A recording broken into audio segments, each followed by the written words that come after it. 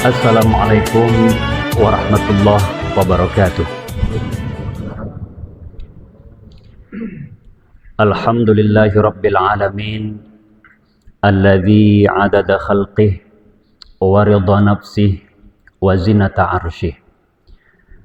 Allahumma salli ala sayyidina Muhammad wa ala ali sayyidina Muhammad, amma ba'du. Faqala subhanahu wa ta'ala fil Qur'anil Karim, a'udzu billahi minasy syaithanir rajim. Wala takunu kalladzina nasullah fa ansahum anfusahum ulaika humul fasiqun. Sadaqallahul azim. Jemaah subuh Rabu berkah yang dirahmati oleh Allah. Suatu hari ada seekor semut yang berjalan mencari makan. Singkat cerita, semut ini menemukan sebuah tetesan madu. Lalu dia pun terpesona untuk mencicipi madu tersebut. Dia cicipi sedikit dari madu itu, kemudian dia pun beranjak mundur. Ternyata madu ini sangat manis rasanya. Madu ini sangat lezat untuk dinikmati. Akan tetapi semut ini tidak puas dengan satu cicipan madu yang telah dia nikmati, tetapi muncul dalam dirinya untuk lebih menikmati madu itu dalam jumlah yang sangat banyak. Tanpa berpikir panjang, dia pun menceburkan dirinya ke dalam madu tersebut. Dan yang terjadi kemudian adalah semut itu pun mati dalam tumpukan madu. Kisah ini kami ambil dari salah satu ayat Al-Quran yang telah kami bacakan, merupakan peringatan dari Allah kepada kita menyikapi apa yang disampaikan oleh Bapak Kapolres dan Bapak Bupati melalui Bapak Sekda. Wala takunu kalladzina nasullah fa ansahum anfusahum. Ada satu ilmu dari ayat ini yang dapat kita ambil, yaitu ilmu tahu diri dan tahu batas. Banyak orang yang tersesat ke jurang kenistaan, baik itu di dunia ataupun di akhirat kelak. Salah satu penyebabnya adalah lupa kepada dirinya dan lupa akan batasannya. Maka ayat ini mengingatkan kepada kita, dan baginda Rasul menyikapi ayat ini mengungkapkan kepada kita, man arafa nafsah faqad arafa rabbah. Barang siapa yang tahu dirinya, insya Allah dia akan tahu siapa penciptanya. Orang yang tahu siapa penciptanya akan tahu apa kewajibannya, apa haknya. Orang yang mengerti siapa dirinya, siapa Tuhannya akan berpikir dari mana dia berasal dan kemana dia akan menuju. Dan dia senantiasa berpikir, untuk apa aku diciptakan di atas permukaan bumi ini. Maka dalam surat Al-Kahfi ada sebuah ungkapan yang apabila kita sampaikan dalam bahasa gayo, mungkin akan lebih mengena dalam hati kita. Faman kana yarju liqa'a rabbih falyamal amalan sholiha. Barang siapa yang berkeinginan untuk mendapatkan keridhaan Allah, surga yang nanti dijanjikan oleh Allah di akhirat, dan surga yang sedang kita nikmati di dunia ini, satu kalimat yang harus kita garis bawahi, falyamal amalan sholiha. Ike bahasa gayo kene Pak Al-Musanna tengah waktu kami menerjemahkan Al-Quran bahasa gayo, murid ni gerenguk kuna kenah. Murid ni aratur ni. Kalau kita ingin mendapatkan keridhaan Allah, hidup itu harus ikut aturan. Falyamal amalan sholiha ke bahasa Al-Quran ni. Ike bahasa gayui, murid ni gerengok kuna kenak. Turah sesuai dengan aturan, turah sesuai dengan regulasi, turah sesuai dengan syariat, turah sesuai dengan norma-norma dan seterusnya. Makanya nanti tadi Bapak Kapolres mengatakan kita ditimpa musibah. Bahasa lain tepatnya mungkin bukan musibah, tapi bencana. Ke istilahnya kenehana kayak Pak Gel. Tapi istilah yang dapat kita ambil, bencana ini bukan semata-mata musibah, tetapi ulah tangan-tangan jahil manusia. Maka hadirin yang dirahmati oleh Allah Subhanahu wa taala, ketika kita sudah tahu siapa diri kita, siapa pencipta kita, kita akan tahu apa kewajiban kita. Amanah Bapak Bupati melalui Pak Sekda tergambar dalam ayat Al-Qur'an, "Wa ma khalaqtul jinna wal insa illa liya'budun." Kita tidak diciptakan kecuali untuk mengabdi dan menyembah kepada Allah. Maka profesi kita silakan berbeda, tapi orientasi kita harus sama. Kita ini adalah makhluk. Allah itu Khalik. Tugas kita ngapain? Menghambakan diri kepada Khalik.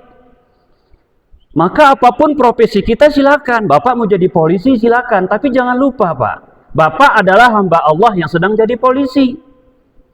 Maka jadikan pangkat kepolisian itu untuk beribadah kepada Allah. Kita dosen, benar, di kampus mengajar. Tapi jangan lupa kita ini adalah hamba Allah yang sedang jadi dosen.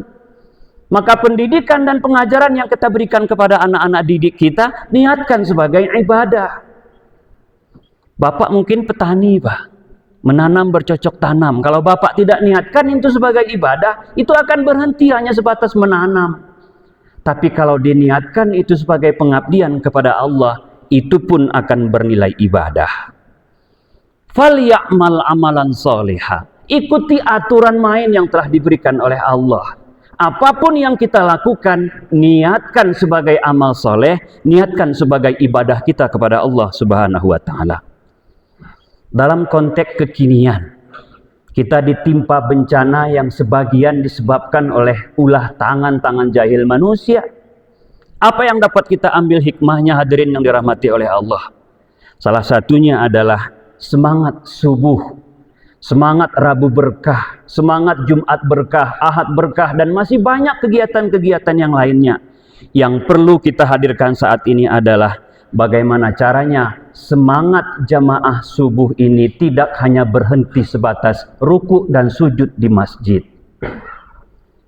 Ruku dan sujud di masjid ini adalah ritual ibadah. Salat yang sebenarnya adalah saat kita berada di luar masjid. Bagaimana ibadah ini bukan hanya sebatas ibadah lahir, tapi juga muncul ibadah batin. Maka profesi yang paling baik, mohon maaf, maka ibadah ruku dan sujud yang paling baik sebagai seorang pemimpin apa? Ya memimpin. Buat kebijakan. Bagaimana caranya agar penuntasan dan pemulihan bencana ini terjadi dengan cepat, jangan lambat. Maka pemimpin itu bukan meminjam tongkat Nabi Musa seharusnya hadirin yang dirahmati oleh Allah, tapi menggunakan ujung pulpennya untuk membuat kebijakan. Bagaimana caranya musibah ini segera selesai? Ruku dan sujud pemimpin adalah memikirkan nasib orang-orang yang dia pimpin. Begitu juga dengan kita. Ruku dan sujud orang tua setelah sujud di dalam masjid adalah mendidik anak-anak, mengarahkan keluarga. Ini Kang Brakah, begitu juga dengan Pak Sekda mungkin. Pak Sekda ini arti ke sekretaris daerah. Itu menurut aku guru Pak, segera cairkan dana. Oh ya Pak Sekda nih Pak. Karena beliau yang memegang kendali. Terlepas dari semua itu hadirin yang dirahmati oleh Allah Subhanahu wa taala, ada kawan-kawan kepala dinas yang diberikan kesempatan oleh Allah mengemban amanah, niatkan itu sebagai ibadah. Maka bagaimana caranya? Ini mohon izin Bapak Kepala Dinas Pertanian apa hadir? Kemarin kami mendengar dari beliau ada sekitar 52.000 sekian hektar sawah dan lahan pertanian masyarakat yang hilang diterjang ombak, longsor dan lain-lain sebagainya. Ini perlu penanganan Pak. Tidak lama lagi kita akan memasuki bulan suci Ramadan. Hitungan hari Pak. Terbayang tidak kita bagaimana saudara-saudara kita yang berada di tempat-tempat yang terisolasi? Sudahkah kita pernah jenguk mereka? Maka bagaimana caranya jamaah subuh ini bukan hanya sebatas rukuk dan sujud di masjid, tapi hadirkan rukuk dan sujud di luar masjid. Bukankah kita ini kamasalil jasad, satu tubuh apabila sakit satu anggota tubuh, demam seluruh tubuh. Innamal mu'minuna ikhwah, bukankah kita ini saudara-saudara kita yang ada di sana? Terpikir juga kami hadirin yang dirahmati oleh Allah, diskusi dengan Pak Rektor dan Bapak Ketua Dewan Masjid Indonesia. Beberapa Jumat ini agak bahagia namun agak sedikit sedih, Pak. Ketika kita mendengarkan pengumuman di masjid-masjid, saldo masjid kita Jumat ini sejumlah 120 juta. Saldo masjid kita bulan Jumat ini 80 juta. Puluhan juta, Pak, saldo di dalam masjid. Kita melihat di media bagaimana komunitas-komunitas terjun ke lapangan membantu saudara-saudara kita yang terkena musibah. Mereka memberikan ini, mereka memberikan itu. Tidakkah kita terpikir 10 masjid saja misalnya di kecamatan yang sangat kita cintai ini menyumbang masing-masing 10 juta. Maka sudah 100 juta. Bomkan ke masjid-masjid yang rusak. Bangun mereka masjid-masjidnya. Kalau saya terpikir, Pak, kenapa Al-Quran yang ada di masjid ini nggak kita serahkan saja semuanya kepada mereka? Lantas jemaah pasti protes, kemana Quran kita? Quran telah kita berikan kepada saudara-saudara kita yang nggak punya Quran, nggak punya sajadah. Kita bisa beli lagi, Pak. Tapi kadang-kadang kita jarang terpikir. Padahal Allah dah sampaikan tuh, innama ya'muru masajidallah man amana billah. Orang-orang yang beriman itu adalah orang-orang yang memakmurkan masjid-masjid, bukan masjidnya masing-masing. Kenapa Pak Rektor, ini mohon maaf, panitia masjid ini saya bawa ucit-ucit tengku ini. Tanah si ucit ini mesin tepe, Pak. Dan kita dipergunakan untuk yang lain, tapi untuk masjid. Salah bertegah, benar berpapah. Mohon masukan dan saran. Sekira memang ide dari Bapak Rektor dan Bapak Dewan Masjid ini bisa kita tangkap. Sekira bincang-bincang kami dengan Bapak Bupati terkait dengan kas masjid yang mungkin nganggur atau berlebihan, kita sedekahkan dan kita infakkan ke masjid-masjid yang memang tidak bisa dipergunakan untuk beribadah lagi. Mudah-mudahan bulan Ramadan nanti, apa yang kita rasakan kenyamanan di masjid yang kita cintai ini, juga mereka dapat rasakan. Sekira dalam bulan suci Ramadan nanti ada 1-2 masjid yang tidak beroperasi melaksanakan ibadah sebagaimana kita, boleh jadi suatu saat hal itu akan dipertanyakan oleh Allah Subhanahu wa taala kepada kita. Terima kasih atas segala perhatian. Mohon maaf atas segala kekeliruan. Billahi taufiq wal hidayah. Wassalamualaikum warahmatullahi wabarakatuh.